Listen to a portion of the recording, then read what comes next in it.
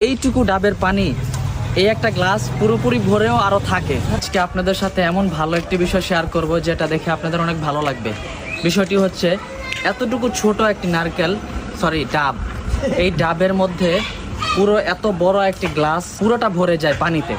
মানে মহান আল্লাহর এত রহমত এবং বরকত এত ছোট একটি ডাবের মধ্যে এই প্রচন্ড গরমের মধ্যে আপনাদের শরীরের এনার্জিটা বুস্ট করতে পারেন ইনশাআল্লাহ। আমার পিছনে দেখুন গাছে উঠতেছে আল্লাহু আল্লাহু তুমি জাল্লে জালালু শেষ এইটুকু ডাবের পানি এই একটা গ্লাস পুরোপুরি ভরেও আরো থাকে।